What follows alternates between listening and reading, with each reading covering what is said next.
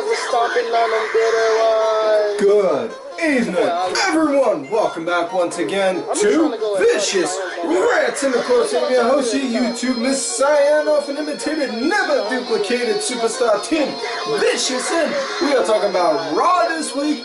Was in Milwaukee, Wisconsin, or how did that Alice Cooper bit in Wayne's World go? The whole Milwaukee thing.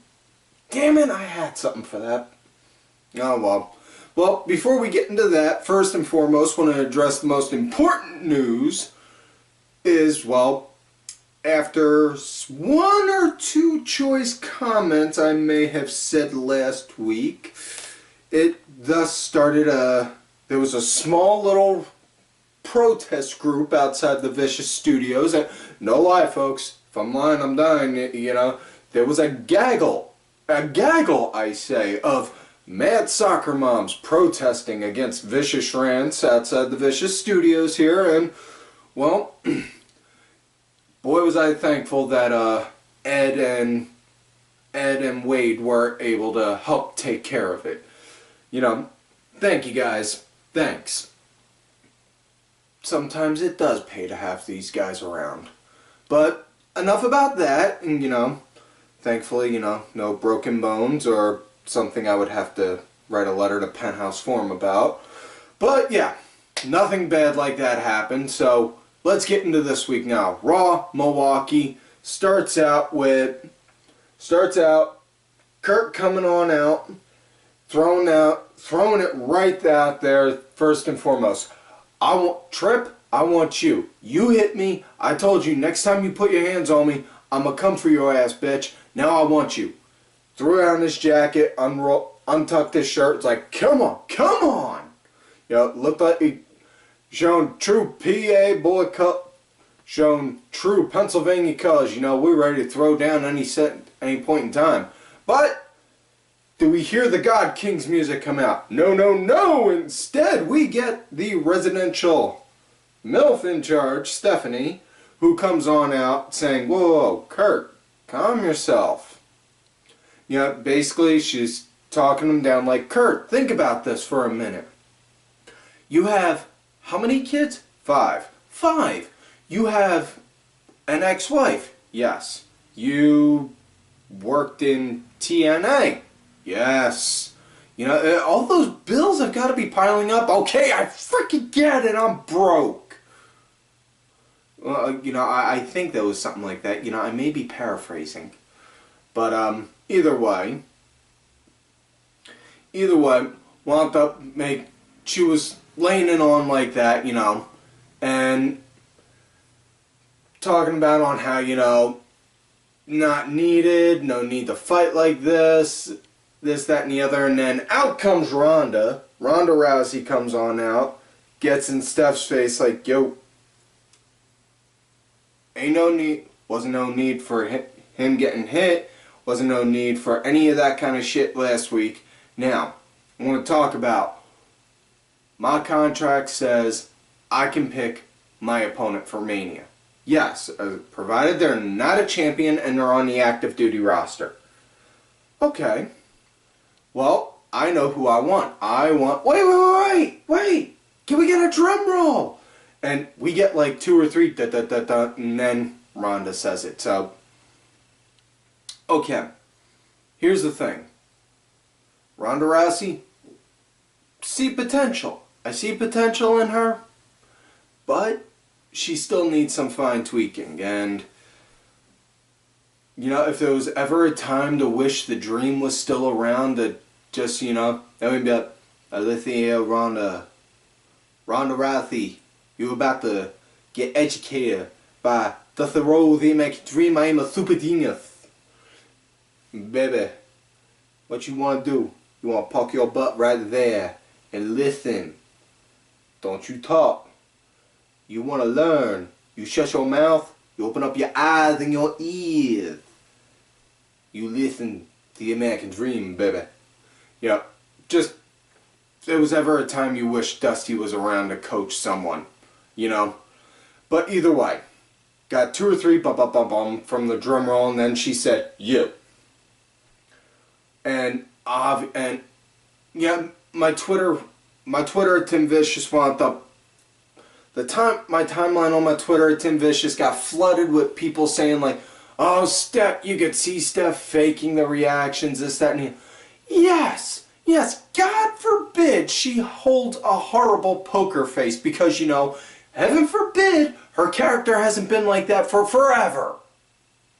You know, in a time where wrestling fans want it to be seriously more reality-based, they spend more time nitpicking at where the obvious flaws are instead of bothering to take a step back and to think about what wrestling actually is. It's a show. It's entertainment. It's storytelling. You know, let's say, for example, the story of, like, we'll say Hamlet. You know, nobody bothers to think, well, maybe if Hamlet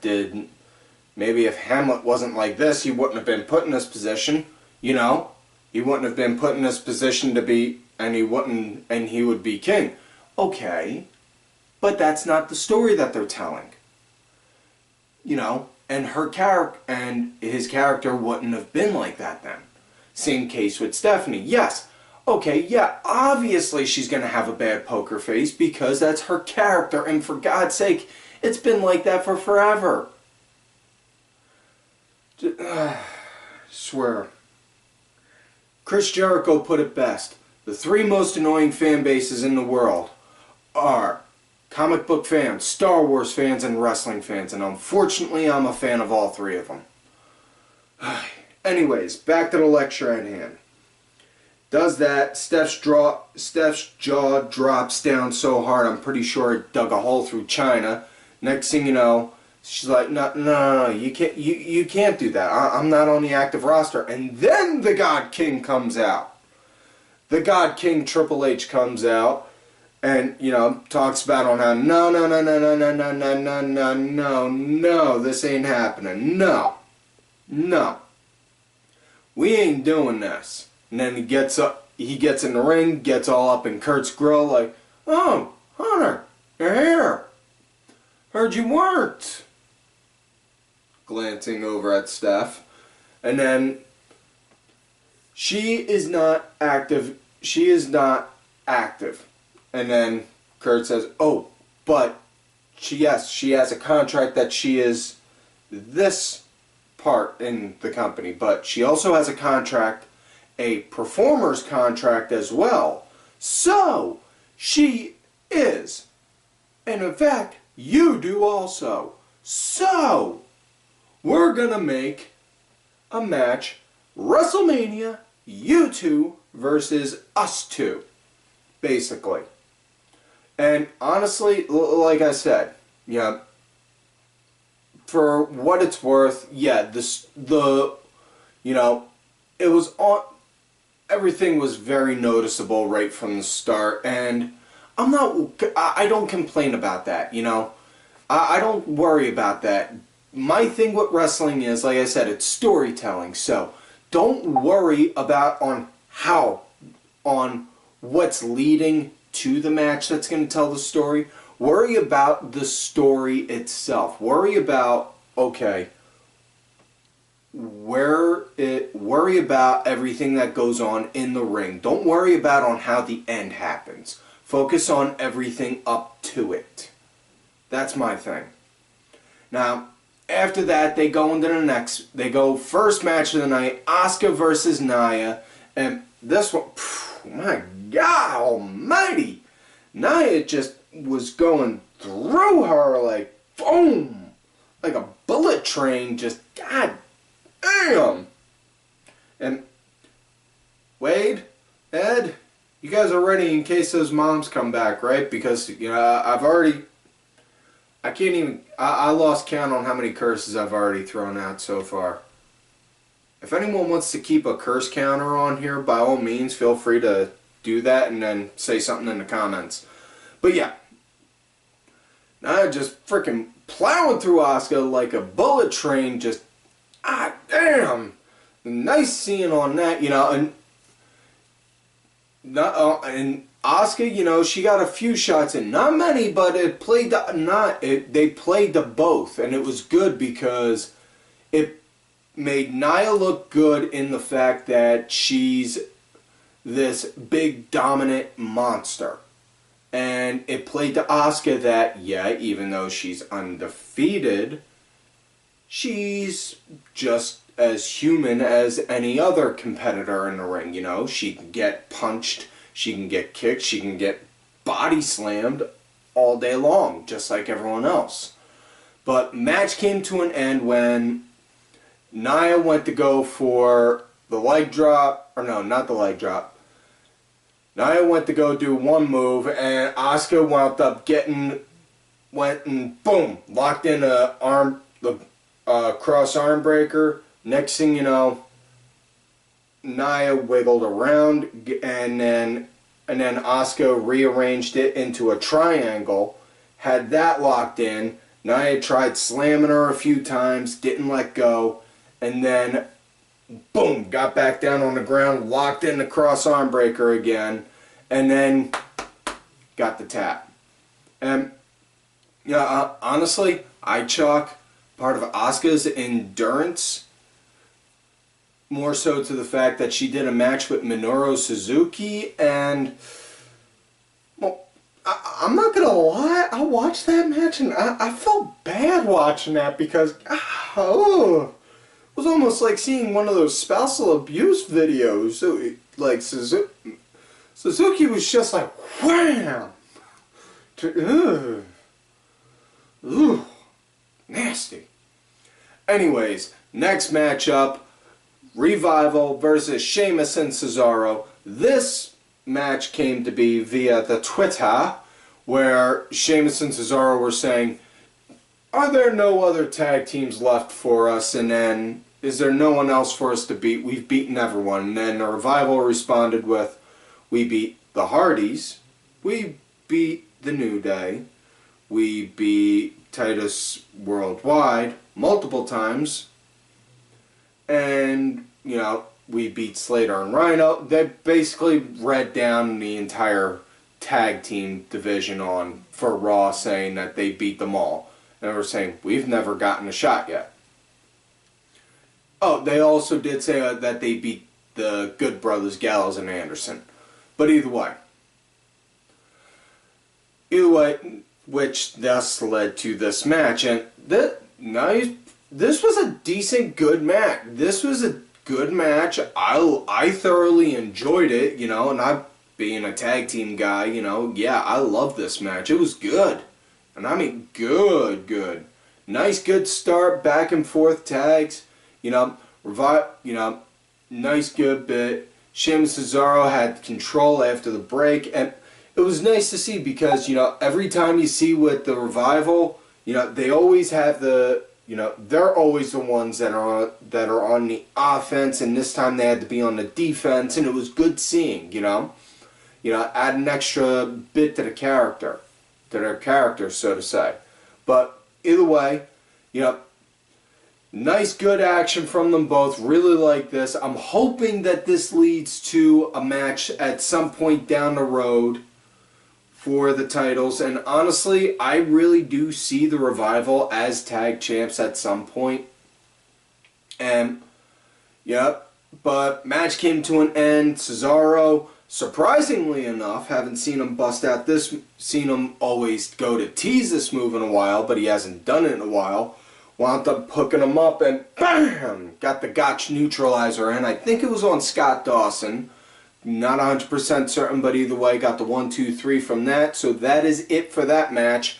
Next up, impromptu match of Goldust versus John Cena. And on how this came to be, yes, I did say John Cena, even though he's now in the infamous you get a title shot, you get a title shot, you get a title shot, you get a title shot, you get a title shot main event at Fastlane coming up. Which, by the way, did wind up realizing, quick note, Fastlane is going to be the last SmackDown Live exclusive pay-per-view, because after WrestleMania they are no longer doing brand exclusive pay-per-views. All pay-per-views will be condensed into one, which, no problem.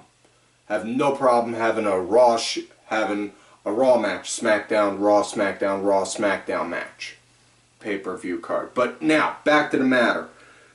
John Cena out there talking about on how his road to how he plans on having a road to WrestleMania, and you know he's gonna go through Baron Corbin, Dolph Ziggler, Kevin Owens, Sami Zayn, beat AJ Styles, win the WWE Championship, break Ric Flair's record, and be a 17-time world champion and challenge Shinsuke Nakamura at the grandest stage of them all. In which case, okay, John, seriously, you need to really address the way you present your promos like that, because while you have energy and charisma in it, you sound like a history teacher explaining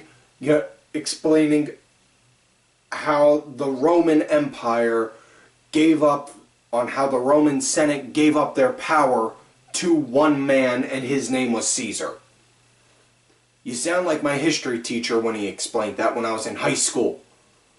But, either way. Also, really not a big fan of Cena breaking Flair's record. Nothing against Cena. I know I've shit on him multiple times on this show. 99.9% of the time it was well deserved, but like I said before, just because I don't like you, just because I may not like a wrestler, does not mean I do not respect the fact that they walk into that ring, put their life in someone else's hands for my entertainment. That being said, though, I do not like Cena just because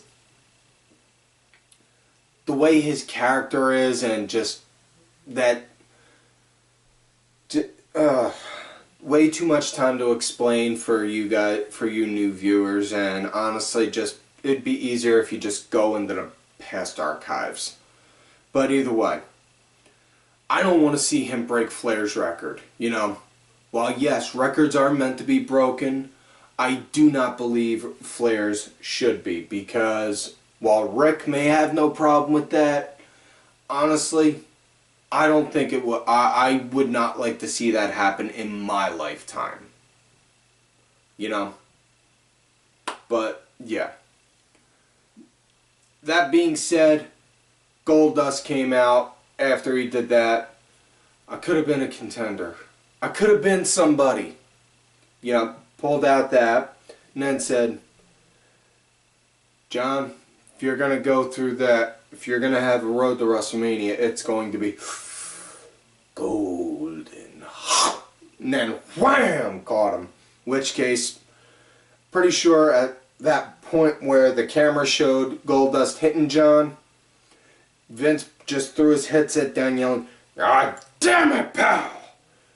That fucking camera angle showed John. He didn't even hit John. Oh, I'm gonna have to get Goldust for that later. Oh, yeah, I can see it now, yelling at him, foaming.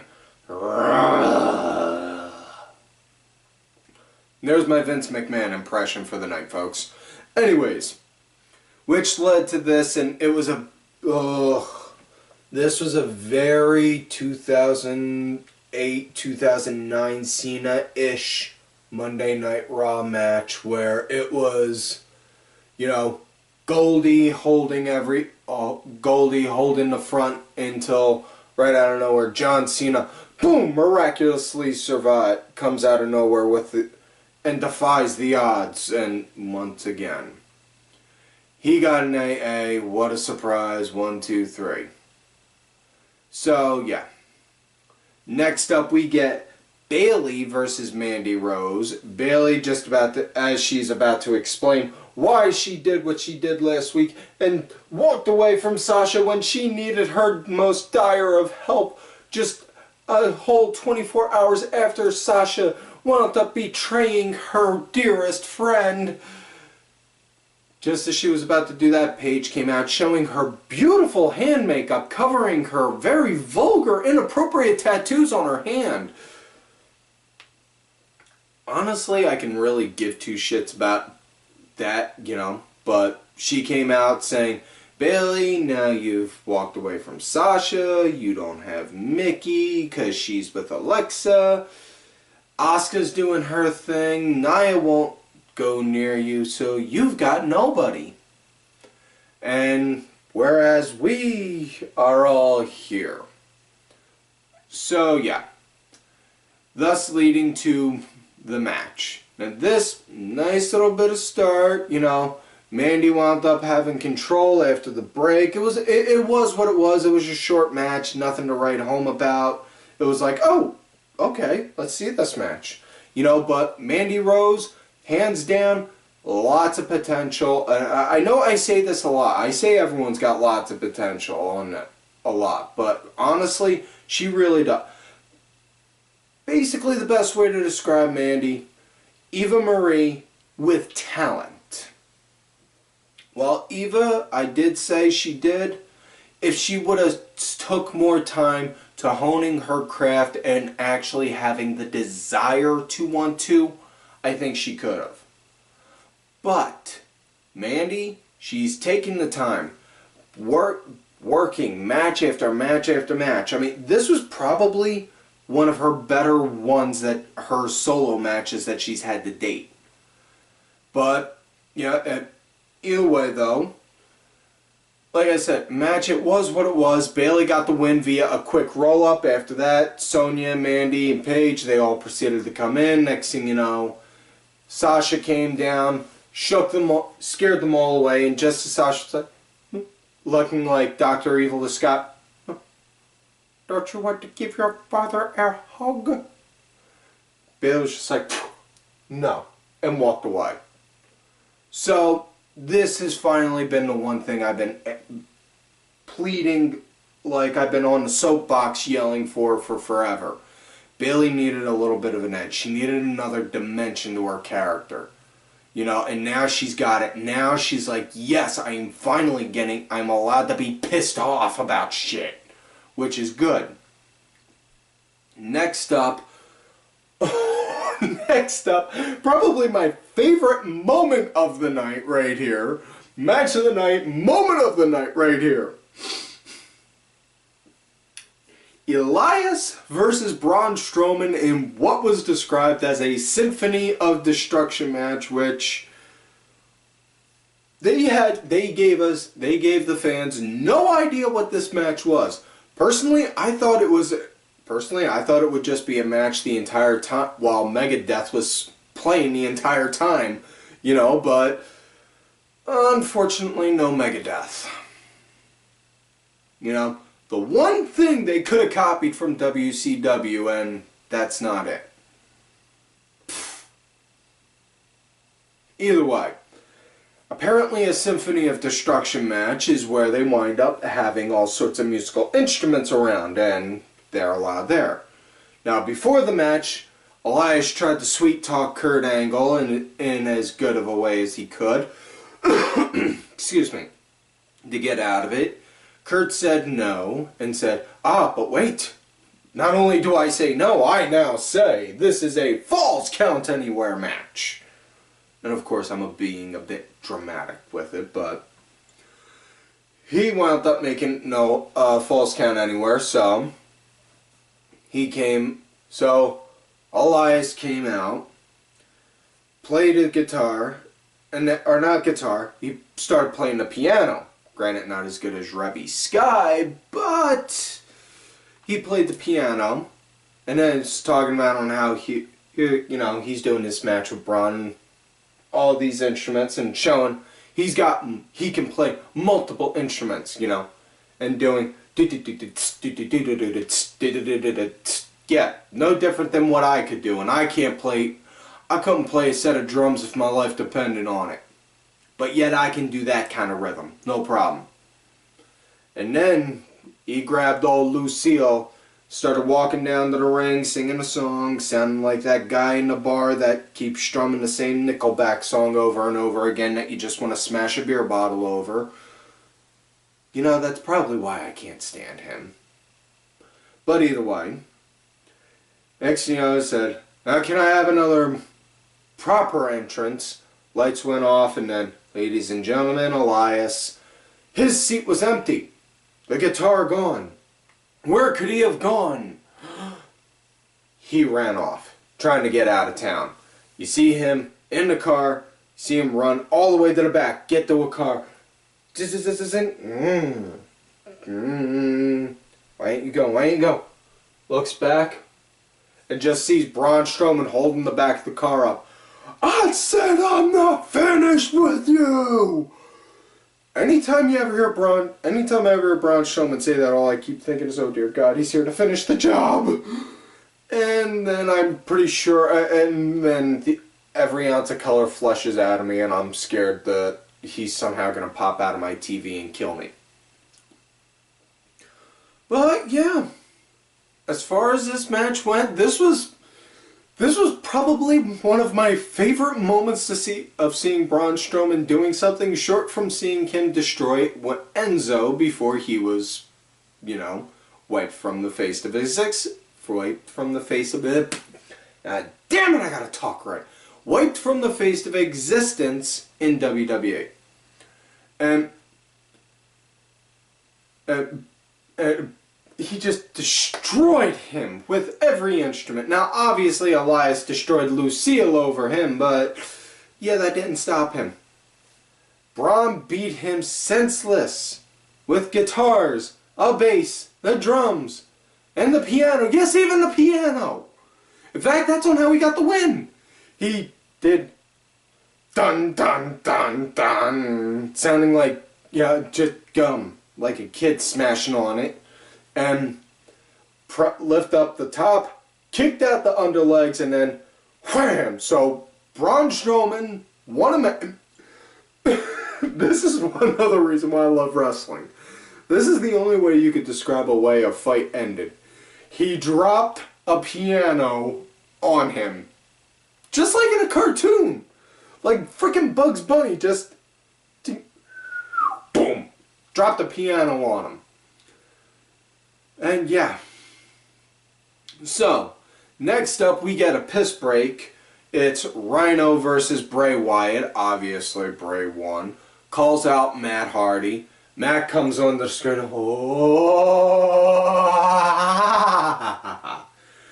Bray Wyatt.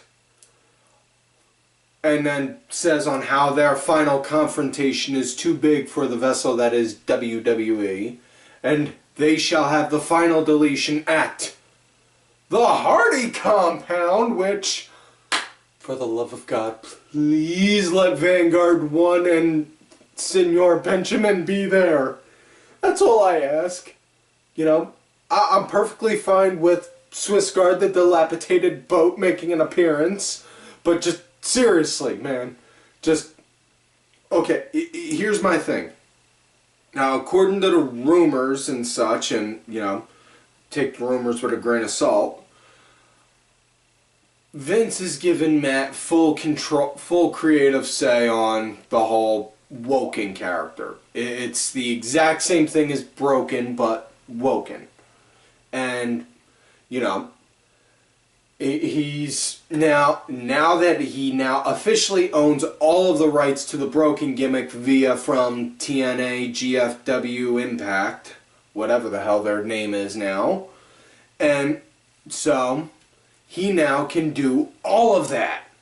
So he can use some stuff. So he can go and do, no, you see, we're going to do it just like this, but we're going to do just like this final deletion here, what I did with Brother Nero, but we're going to make it this much bigger. And seeing as on how he's got Vince behind him banking it, motherfucker, you better believe it's going to be freaking over the top. Anyways, now we come on to the last match of the night. First and foremost, Miz and the Miztourage are out presenting the Mizzies, and unfortunately I was gypped again for their Mizzy. You know, I didn't win a single one. I would have even appreciated one of the simple pre-show award Mizzies, but you know, apparently I'm not even good enough for that. So, you know, give Vicious Rants a chance. should become a thing. You know, give Vicious Rants a chance. That way maybe next year I could win a Mizzy. But yeah, Vince presented the Mizzies, one to Angle, one to Seth and Finn, and one to himself. And then Seth and Finn come out, in which case, okay, here's, I made this joke earlier on my Twitter at Tim Vicious, but I'm going to say it now. We all made jokes about Batista when he came out in blue. We made Blue Tista. Finn's now coming out with all blue, so we should make Finn bluer. Get it? Swear, my comedic talent is so unappreciated. Anyways, them two came out talking about on how, you know, they both deserve a shot at The Miz for his title. Miz talking about on how in 55, 56 days he'll beat Pedro Morales' record for longest reigning Intercontinental Champion of all time. And saying on how, you know, saying, yo, you two want to talk tough? How about this? You two versus us three. Thus creating the match. And Miztourage, they played at a handicap advantage, which case, you know, I always say this, you know, with a handicap match, you got to play to the numbers, you know. If you're just going to have, yeah, you got to have the handicap guys look like, got to have the guys that have the handicap actually look like they're weak, like they need help, you know. Which case, didn't really look like it, but they played to the handicap numbers where all three were working on them. Now, Seth was the guy who got the hot tag in, cleared house, and then just after he cleared house and he's getting ready to go outside and do a crash and burn, Finn, wham, tags himself in, starts working on the Miz. Just as he sets Miz up to go into the coup de grace, Seth, wham, tags himself in, looks at Finn like, watch a motherfucker do it. Wham! Next, you know, boom! Hits him with a curb stomp, gets the 1, 2, 3. That was it. And then Kirk comes out saying, Miz, you want to know who your opponent for your Intercontinental title is going to be? It's going to be both of them. You're going to have a triple threat match. So, this I'm all for. I am all for this because, you know, if you're not going to have Finn chase the Universal title right away, why not build him up? You know, build him up, have him be, yeah, I'm hungry for the title. I can't get to that one right now, but I'm going to get this one. And then the second you lose that one, you know, that one was good, but I want mine back. And if Seth wins, then Seth, you know, you can go and say, you know, he's the only man, he's definitely the most winningest champion that they've had for God knows how long, because let's just break it down now. First ever NXT champion, tag team champion when they were still doing the copper penny looking titles, won Money in the Bank, cashed in Money in the Bank at WrestleMania and won the world title. Only man in the books to be world champion and US champion. So, if he wins the Intercontinental, then he could say that, you know, hell, he's already cemented as a, he's already cemented as a Triple Crown. If he wins the Intercontinental, then damn, he's in the Grand Slam picture. One of these days I'm going to talk right.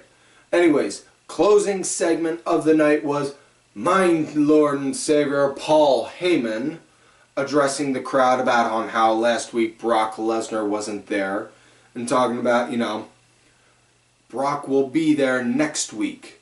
Roman, you could say he's not here for this or that, but you want to say Brock is a little bitch, and then he grabs the title. This is Brock's bitch.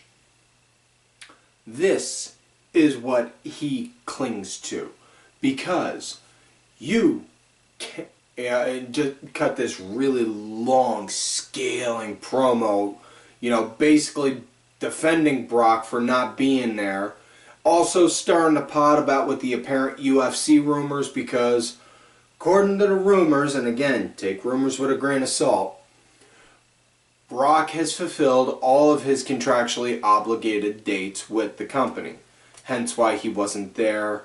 And that apparently, you know, if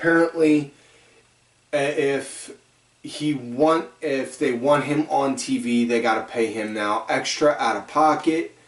And also the day of the Elimination Chamber when it was in Vegas, Brock wound up, there was a picture of Brock and Dana White circling around, in which case, you know, honestly, if Brock does decide to go back to MMA, ominous dominus, God be with you, all good. Brock, you know, Brock had a good run. Brock's had a killer run in WWE. You know, he made himself known. He got his name out there, which is great because, you know, how many guys can go and say they, you know, did MMA, was like, okay, no, or how many guys can say they went from wrestling, did MMA, and I'm like, oh yeah, I want to go back into wrestling. Did wrestling, won multiple world titles, and then go and say, well, you know what, I want to go back into UFC. And I'm not just talking about that one-off he did with like UFC 200, I think it was. But, yeah. Either way, after Paul's done, Roman comes out, says, you go tell your boy, if he's going to be here next week, he better be ready. Don't have him coming out here just standing there bouncing around, you know, bouncing around, smiling, and all that. Nah, you better have him ready and dressed for a fight. And then just left it at that. And honestly, the way Roman's going with this, I'm all for him, you know. I'm all for the kid getting the title, you know. That being said, that is it for this week's show, folks. So, like I always said, do not forget to like the video, subscribe to the channel, go back, watch some of the other episodes. Make sure y'all look for me on my Twitter at TimVicious. Also do have another account, Tim_Vicious.